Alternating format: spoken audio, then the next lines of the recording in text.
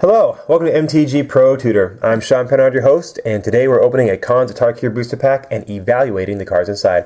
I hope you're having a great weekend so far and your Sunday's nice and quiet. I hope you enjoy this video. I'm really hoping we get a fetch land. Let's see if we do. Take out the marketing card, take out the land, and our rare. Ooh, okay, so we have a foil Sidisi's Pet. Sidisi's Pet is a bit of a bummer as far as I'm concerned. A 1/4 for 4. He does have lifelink, he does have morph, so you can kind of set up some kind of tricks, right? You can play him face down for 3, and then for 2 mana you can turn him face up and block something that might have gotten through otherwise. But all in all, I'm not a big fan. So let's see what our rare is. Dun, dun, dun, dun. All right, we have Blood-Soaked Champion, who is a 2/1 for 1 mana. He cannot block. He does have Raid. 2. Return Blood-Soaked Champion from your graveyard to the battlefield. Activate this ability only if you attack with a creature this turn. Okay, so you play him. He's a 2/1 for 1. That's nice. He's really aggressive. And then, eventually he dies because he only has 1 toughness. And you say, okay, cool. You attack with a creature, pay 2 mana, boom. He comes back to the battlefield. That's pretty cool. That's pretty cool. And then he's ready to go on your next turn. So he's, recurring attacker. Now, he's not that big and strong, and if you beef him up and he dies, then you lose those enchantments. So he's definitely not like, oh, this is such a sweet rare, I'm gonna hop in on this guy. He is a warrior, so he can definitely take advantage of the warrior builds that are out there. The Captain of the Edge and Captain of the Scale. Chief of the Edge and Chief of the Scale. So anyways, let's see what else we have. We have the pet. And then we have Einok Tracker, a 3/3 first strike for 6 mana. However, he does have morph, so you pay down for 3, up for 5.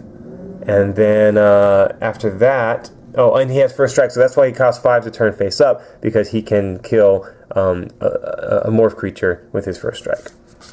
We have Defiant Strike, which target creature gets +1/+0 until end of turn, and you draw a card. So it's a nice little cantrip. This is great in Jeskai decks because it's cheap.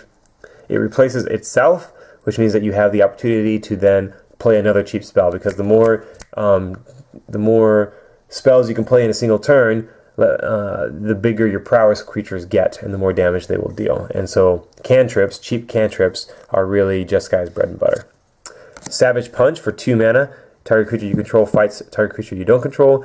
If you have a creature with a power of 4 or greater, then you can do Savage Punch. If you have a creature with power 4 or greater, Ferocious kicks in, and Savage Punch gives the creature that's fighting +2/+2. So yeah, makes them nice and big. Debilitating Injury is a great way to deal with early morphs. They play a morph on turn 3. You play Debilitating Injury because they're all tapped out. They can't do anything about it. So I like Debilitating Morphs a lot. Debilitating Injury. Rugged Highlands is a green-red refuge. Green-red is allied pair, so keep that in mind. This only is 100% useful in Teamer. However, if you're splashing, it's also useful there. But green-red is allied pair, so keep that in mind. Abomination of Gudul.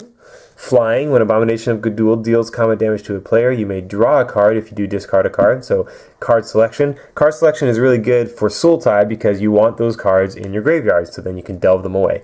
This does have morph, so it's a 3/4 that you can play for 3 face down as a 2/2, and then turn it face up for 5 mana. Singing Bell Strike. This is pretty good pseudo removal, because you enchant a creature for 2 mana, you tap it, and it does not untap during its controller's untap step unless they pay 6 mana. Ouch.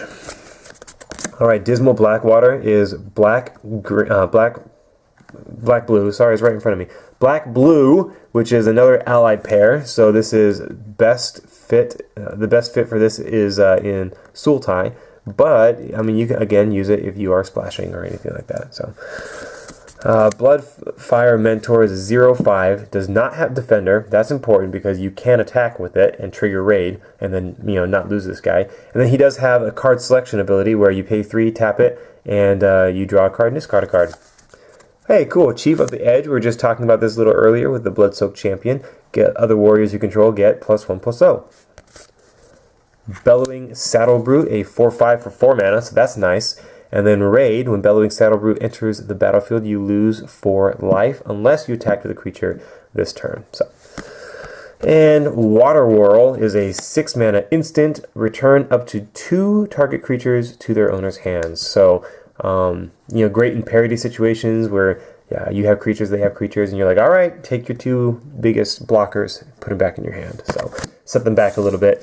Kind of a nice tempo play. If you've been able to keep them off creatures all game, then you can, and this is up to, so you could, if you're going to swing for the win, you could pay 6, return their 1 creature, and that's that. All right, I like Bellowing Saddlebrute. I like Chief of the Edge. I like the dual lands, of course. Debilitating Injury is also nice, and the Champion, but I don't know. I mean, the Champion is a little bit better if you have Chief of the Edge, but if you take Bloodsoaked Champion, you're probably not going to get Chief of the Edge to come back. I think all in all, I like the Bellowing Saddlebrute. If I was already in Warriors, I think this would be a great way to go, but since I'm not, I like the Bellowing Saddlebrute. He also, incidentally, is a Warrior, so that's cool.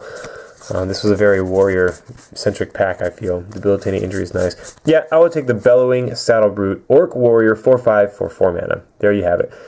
Thanks so much. Hope you enjoyed this video. Hope you are enjoying Khans of Tarkir as much as I am. Get out there, draft some stuff, win, tell me all about it. I'd love to hear your stories, and we'll see you in the next pack.